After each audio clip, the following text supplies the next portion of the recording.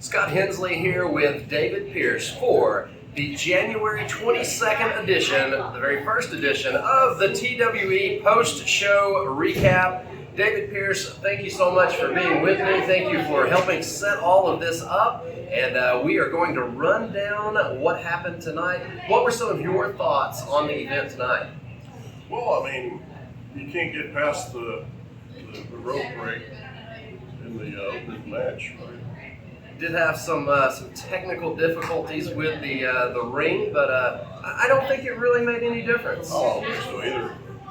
So we opened the show with our commissioner-to-be, Dylan Hells.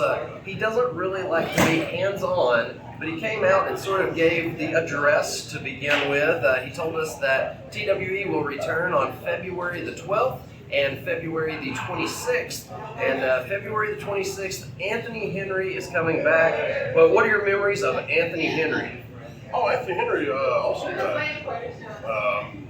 I remember filming him in his last appearance here at this building in 2015 early. I believe it was Merc or Henry. I think it's been, they said 5 to 7 years or so since Anthony Henry has been at the TWE Arena, and you were actually here for that. Yes. So it's a pretty interesting coincidence there. On March 11th and March 12th, ICW is coming in here, and they have on March the 11th a hardcore match in the pit, Jayden, Newman, and Tank.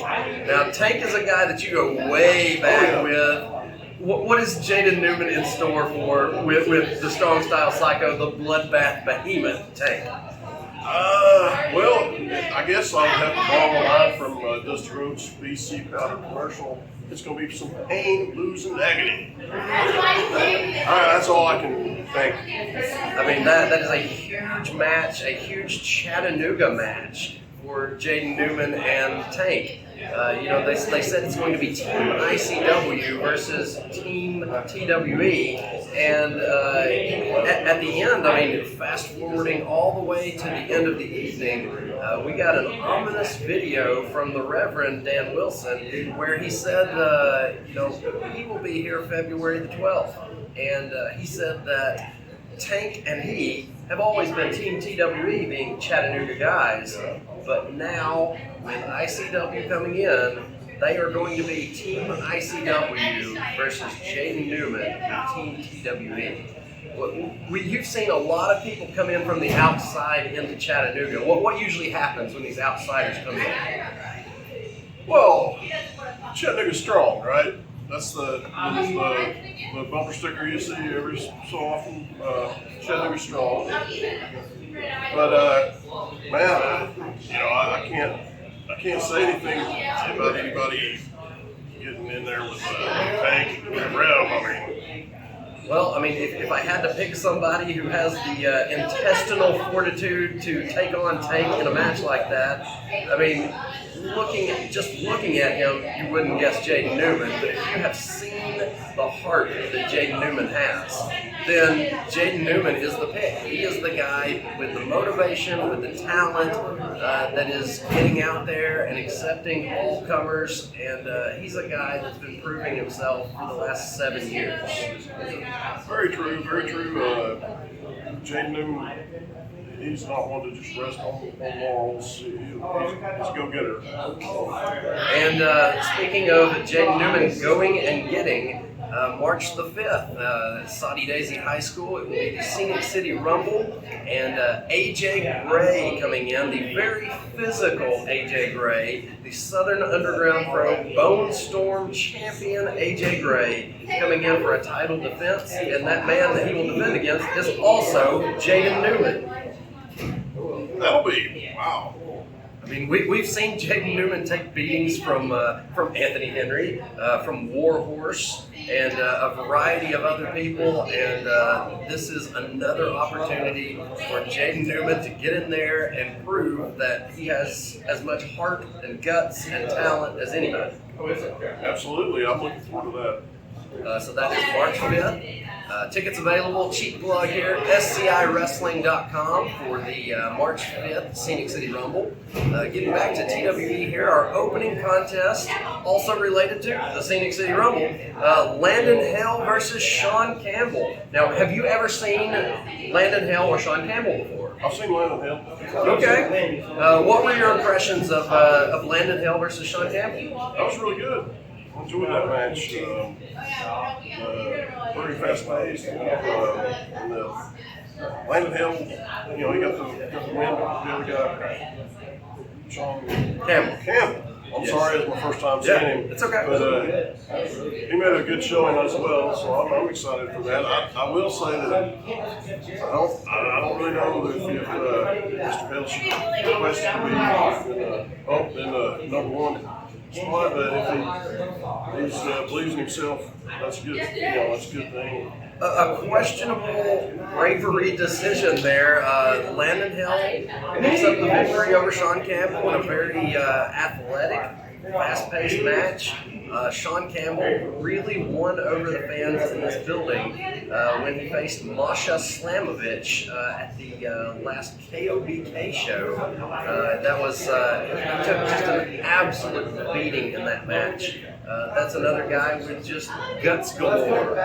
Sean Campbell is a guy to watch for sure. Landin Hell, also a guy to watch for sure. And people are going to get to watch him on the Rumble now. And so he wins, and he grabs the mic and says that 2022 is going to be the year of respect, is what he says. And he wants to go through all 29 competitors, which you said, a little questionable, but I don't know. I mean, more power to him, though, right? Yeah, I mean, you see, if you've ever watched the WWE Royal Rumbles, they give those statistics, and like the number one spot has won almost as many times as like the number 30 spot, I think. So I don't know if he's playing odds, but man, he is going to have to earn some respect because it is going to be a loaded field of 30 of the top wrestlers in the world, or at least the southeastern United States, for that Scenic City Rumble. So after the match, just out of nowhere, we get the return of Kerry Awful and his, I'm going to call him a henchman, Brian Maxwell. They just attack and pummel poor Sean Campbell, who just had a real competitive match with Landin Hell. Did you even see where Kerry came from? Oh, no. No, I'm not sure. He was like in the ring. I looked down for a minute.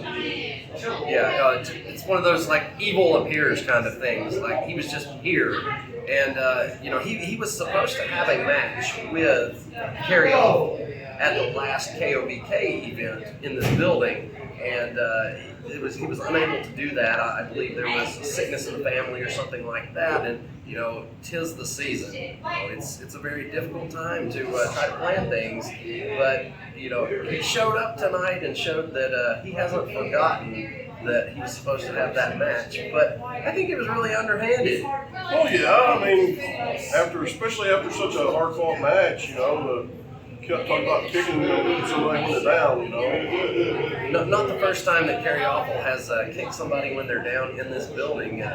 He attacked Jayden Newman from behind previously a couple months ago. And so, there's bad blood there, and we saw that bad blood pay off in the main event, which we'll get to. But we'll go on to the second match. The big man, Noah Hossman, versus Derrick James, two relative newcomers to this area. Noah Hossman has been in the area for probably a good solid year. He's a guy that was actually trained by Kurt Stallion out in Texas. You're familiar with Kurt Stallion. And Noah Hossman moved to this area into East Tennessee, the Knoxville area, and he's been training with Dr. Tom Pritchard and Kane up at the JPWA Academy there. Yeah, that was, I'll tell you what, I thought that Hossman guy was very impressive. He's built like they used to say somebody was built like a spark plug. I don't know if that's applicable, but maybe. But he was impressive. I enjoyed that one. Yeah, I mean, and Derrick James is a guy that's also just relatively new to professional wrestling. I mean, he's only been around for a few years. I believe he's based out in Oklahoma, and he actually makes the journey in to get more experience, and that's exactly what he's doing. You know, you can look at a guy like Derrick James and just tell that he is an athlete in the making. I mean, he's got the physique, but you can also tell that he's just sort of young looking. Like, you look at a guy like that and you think, where is he going to be in like 5 to 10 years? And he would remind me of Barry Windham, young Barry Windham, because of the build. Yeah, high praise. Well, he's got that. It looks just like Barry Windham. You know, I mean, as far as his build. Yeah, kind of like that triangle shape. You know, he's not big in the midsection, but he's got the big shoulders, and you know, he's got something to build on there. I mean, just looks alone, but he also held his own for parts of the match with Noah Hossman, but Noah was dominant. Oh, very.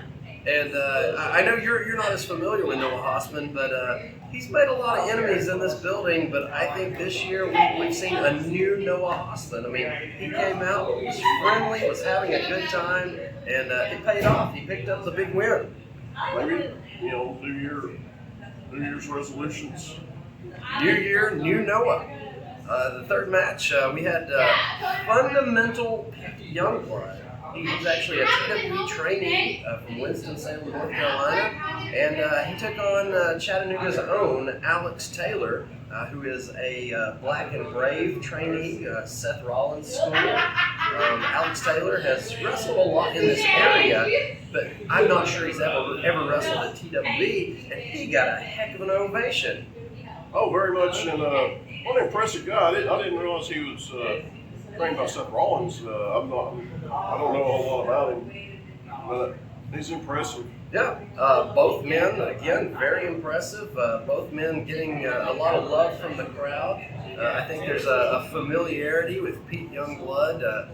Half the crowd loves him and half the crowd hates him.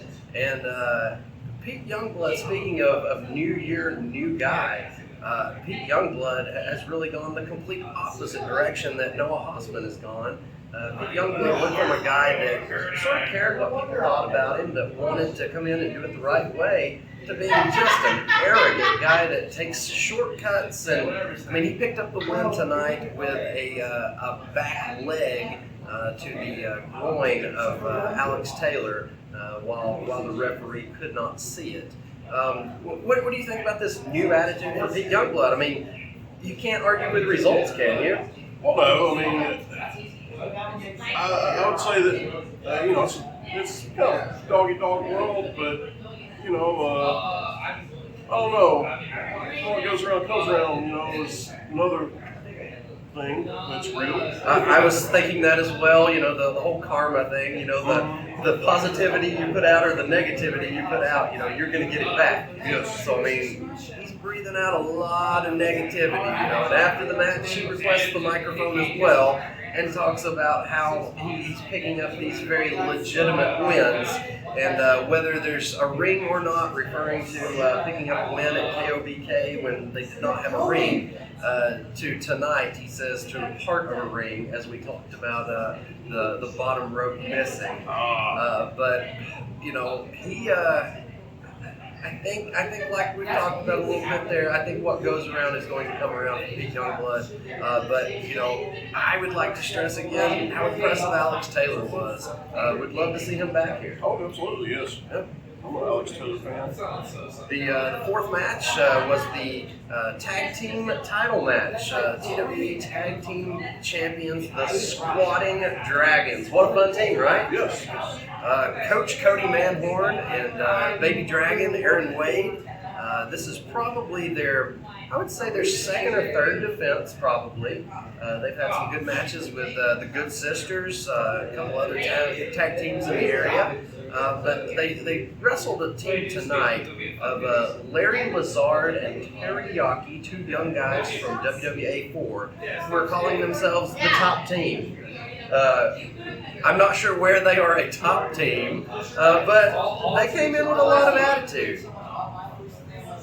Well, I mean, lot of great talents come out of WWA4 over the years. Absolutely. The guy that I'm wearing a shirt of here, AC Mack, your new IWTV Independent Wrestling World Champion, a WWA4 guy. And you know, these guys have the same pedigree there. You know, they may be also, you know, 5 to 7 years away from being where AC Mack is, but everybody has to start somewhere, and they're off to a good start, I feel like. Oh yes, very much. I mean, they really brought a level of competition. I feel like they have a lot of personality and character to them. You know, the wrestling will come. A lot of people never find any kind of personality. Right. And you know, you can argue whether that makes you successful or not in professional wrestling. But you know, these guys, they come out and they're having fun, or they're trying to make you not have fun. Regardless, one way or another, you know, they make you feel a certain way. And tonight, they really brought the competition, but Squatting Dragons able to pick up a big win. I wish I could have seen them with the young sisters. I mean, Good Sisters. Good sisters. Yes. Good sisters. I'm a big But fan. the Good Sisters are also young. The next match, we go from a tag team title match into a TWE championship match. And we get Merc out. Merc, the former Graham Bell. He probably doesn't want me to use that name anymore, but he's Merc now. And he comes out with henchmen. We see the masked henchman coming out there. And he says he wants to defend the TWE championship against TWE faithful wrestlers. He doesn't want outsiders coming in, which is valiant, but it also seems like a bit of a cop-out. I mean, what were your impressions of the Generalissimo Merc? Well, I was, well, I'm not sure I want to be under his employment, I guess, but, well, I don't know. I guess it depends on how much you paid, right? I was impressed. I mean, there's a lot to say about, like, you know, if someone should have to earn a title shot, maybe. I mean, I can believe in that. I can believe in that. You know, like top 10, all that. You know, you gotta work your way into the title. The champion is the top dog. You know. But I guess I'd have to know if there was like you know, I'm relatively new. Was there a backstory of alluding to maybe someone that he had defended the title against recently? Maybe he felt he didn't deserve it or something. I don't know. Well, with Billy Tipton is a guy who has been really, really regular here at TWE, and he's picked up some impressive wins in this building. Including a victory over Brett Eisen. Oh. So if that doesn't take you to the top of a list for a championship opportunity, I'm not sure what else will. So it was a well-earned opportunity for Billy Tipton, but just the presentation and just Merc going through all these, you know, motions of saying who he will and won't defend against, you know, there's just this weird feeling about it. You know, you want to, some of it kind of respect that he's like the hometown guy, even though he's, you know, not from Chattanooga. He drives, you know, 10 hours to be here or something like that. He's a Midwest guy, but he's everywhere. You know, this is just one of his homes. But he has really claimed Chattanooga and claimed TWE as his, and so that's the stand he's making, which you have to respect. But then, as we talked about with fundamental Pete Youngblood, what goes around might come around, right? I mean, right. We saw the questionable tactics there. What were your opinions on his questionable tactics? Well, they were questionable, right? I mean, he's really good at keeping the watchful eyes of the official at bay, I guess. So he was pretty pretty proficient at his questionable tactics. So I mean, there's that. You know, I mean, they're not going to do anything for you if you get caught, right? I mean, I hate to be that guy, but yeah, a disqualification, and he keeps the title anyway. So you don't lose the title on a disqualification. So maybe he's playing that card that he's not worried about that. True. I mean, sort of smart if you want to continue to just be the champion and you don't care about the means. The end justifies the means. Maybe. I mean, that's like it's so normal. I don't know. Yeah, I mean, but he's so legitimate in the ring. I mean, he put a beating on Billy Tipton, who, like I said, picked up a victory over Brett Ison. You know, Billy Tipton, a tough fighting guy, but in there with Merc, with the numbers game, I mean, you cannot overcome. It was, I mean, basically 5-on-1. Right. Yeah, those henchmen, I believe they got involved 2 or 3 times. And so we saw Merc pick up the victory there with a belt shot to the head. And it's hard to finish a standard wrestling match when you've been hit in the head with 10 pounds of gold. Right. Yeah. So, Merc is still TWE champion. We will see what his next challenge holds. We will see who from TWE can step up to this standard that you need to be a regular TWE guy. Looking at what happened tonight, perhaps Noah Hossman is that guy. You know, I'd love to see that. I'd love to see Noah Hossman in there. Yep. That'd be good. Neither of us have any booking power or anything like that, but I think it makes sense. I think it's a well-earned opportunity that could potentially happen. Another well-earned opportunity or well-earned win. The next match was Damian Turner and Brogan Finley. Brogan Finley, of course, obviously that last name very recognizable, the son of Fit Finley. And Damian Turner is a guy that he sort of trained alongside at WWA for, and both of them were actually involved in non-tournament action this year. So they are guys that are getting out there, that are putting in the work, getting the experience. But I think everyone sort of just expected that Brogan Finley would win that match. Yeah, well, I mean, got the last name. Some of those chops were nice. Oh, my Lord. That one in particular. Yes, definitely a match worth checking out for the just pure physicality of it. 2 young guys just really getting in there and getting after each other, and like I mentioned, you know, sort of knowing their background, there's a familiarity there, and they pushed each other tonight. And Damian Turner with a big upset, well, what I would call an upset. He may not call it an upset, but sort of a surprise victory there. And I mean, this could be the start of an era for Damian Turner in this building. Never know. Damian Turner might be stepping up. Yep. Well, I mean, he's a guy that, like you mentioned, doesn't have that last name. So, I mean, he's a guy that, you know, wins and losses mean a lot more for a guy like Damian Turner. I mean, wins and losses should mean everything for someone.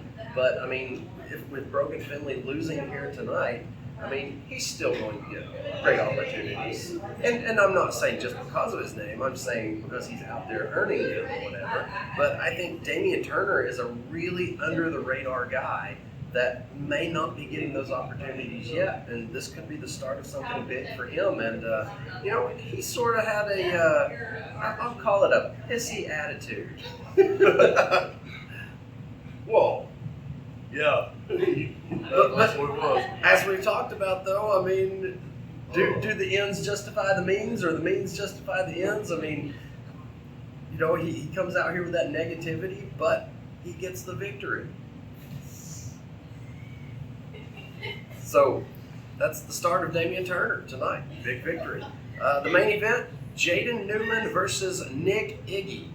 We've got a past there. Jayden Newman, a guy that has trained with Kerry Awful in the Crux School, but I feel like there may be some tension there. And Nick Iggy was actually wrestling here under a mask, which you missed if you blinked. He was Lucha Dork. Lucha Dork. Yes. And he unmasked and revealed himself to be Nick Iggy back in this building. And then he turned his attention on attacking just everybody and everything. And if you're going to attack everybody and everything in this building, then Jayden Newman is going to have something to say about that. What were your opinions on the match? What were your thoughts? I enjoyed it. That was the one I was looking forward to the most. I've watched both these guys for a fair amount of years. I remember Nick Iggy from like 10 years ago in Nashville. Yeah, Team IOU. IOU, yes. The old school version of the Carnies there. Carnies evolved out of that, carried off on Nick Iggy, and they're still causing chaos. Very much. I mean, Nick Iggy brought a chair into the ring to start the match and did some dancing and just flaunting himself. And then that match was very physical, very hard worked. Jayden Newman somehow able to pull off that victory. It was a very good match. I thought for a minute I thought I was at a Stone Temple Pilots concert or something for just a minute when he was on the chair. That's what it made me think of. Yeah. But Jayden Newman is a guy that he is better every time you see him. Absolutely. I mean, he's a guy that you can never count him out, and he's a guy that is out there working hard, getting experience, but also defending his home, which is TWE. And tonight, I think he did that. Yes, of course, the message to the Rev. So, I guess he'll be needing to keep that defending in mind. Yeah, they say to be the man, you got to beat the man. But I think for Jayden Newman to be the man in Chattanooga, in this building, at TWE, at the events that run here, I think he's got to beat the men or beat the people. There's a line of people that are threats to Chattanooga wrestling, to TWE, to the other events that run here. And Jayden Newman finds himself in a position where he has to be the gatekeeper for that. That's like he's just got a bullseye on him.